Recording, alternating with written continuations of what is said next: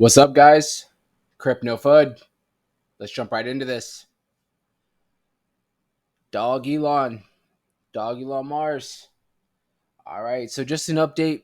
I feel like I come up with updates for Dog Elon every couple days. See where we're at, what's going on. First things first is today. Before this video, all day today, we've had a nice drawdown in the market. It hasn't been anything drastic, but Bitcoin was sitting somewhere under the 24,000. And if you can see now, Bitcoin did just have a jump up in the last like maybe hour or two, to where it's sitting back up around 24,150. And so the altcoins, they definitely did bleed with Bitcoin. Nothing crazy, but it looks like we're basically on our way back up. But who knows if this is just going to be a short-lived movement, because right now with the market, there's just a lot of things going on, a lot of FUD out there in regards to inflation possibly making a comeback, is what they're stating, or that we're still haven't hit that recession bottom yet. Honestly, I feel like a lot of it's noise. But what I do believe is, you got to take a lot of this with a grain of salt. But I do believe that I feel like we're going to maybe have one more drawdown, a 10, 15, 20% drawdown before we, really start moving back up and getting past, completely past all this. That's my speculation. And I only say this because I feel like I said, there's still a lot of stuff going on out there with the economy, and I feel like some of it's going to draw us down. And I mean, with the stock market, stock market's not looking the best. It's kind of having a big cool off. Bitcoin has decoupled from the stock market, which is awesome. But how long is that going to last? That's the one thing I want to know is how long are we going to be able to just do our own thing without, somewhat of it trickling over to the crypto industry and having an effect on Bitcoin and everything else. So with that being said, today, Dog Elon dropped down to about 441. I'm actually impressed. Bitcoin, it looked like it wanted to, even break 23,000, and Dog Elon really didn't. From it's up here from the local high that it's made, it really did not see anything of a crazy drawdown. I mean, it really, if you look from where we had this latest little top, from where we drew down, was about 13%. So I mean, that technically is a nice move down, but it has retraced another 5 to 6%. So technically, from that drawdown, before I even say, I'm gonna just take a guess and say we're 8% down, and we're about 9%, about a little over 9%. We're down right now from this local high right here. And what I'm getting to is it found some support actually in between the 382 fib and the point 0.5 at around 4.1, and it is currently sitting at around 4.3. Remember, let's rewind 2 weeks ago when this was our local high right here, when we saw everything shoot up, and this was our local high, 4.5. Just imagine that where we're at right now, a drawdown was almost just basically where our local high was 2 weeks ago. So if you take that in consideration, it's actually really good, because the market's not you're gonna have these nice shoot ups, but then you're gonna have retracements, and then you're gonna have shoot ups and retracements.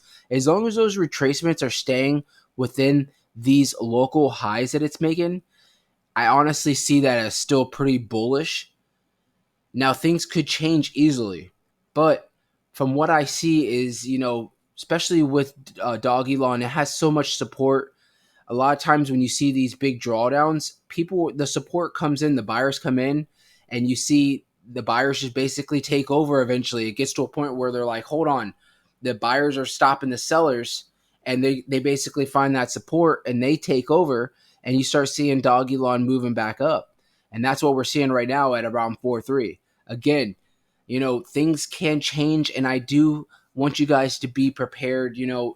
If this is something you're sitting on the sidelines and you haven't bought in, I truly think that, like I say, patience is the best thing for you to have. So don't get impatient. and buy in, somewhere where you think, all right, we've gone down 5%, because there's always going to be a time for you to get into a project. But as long as you have patience, you're going to find the best spot, honestly, is what I think. Right now, not a bad time. We are down, but like I said, we're not far from that local high. So if, let's just say hypothetically, and I'm not putting any FUD out there, I'm just saying hypothetically, because you want to be prepared for the ups and the downs, right? What if we see maybe a move up another like few percent, and then tomorrow we see another drop down to the point 0.5, which is around 3.9. That's what I'm saying. Maybe that's a better opportunity if you're sitting on the sidelines, or even if you're waiting to add to your bag. You always, like I said, you just want to have that patience and just map everything out.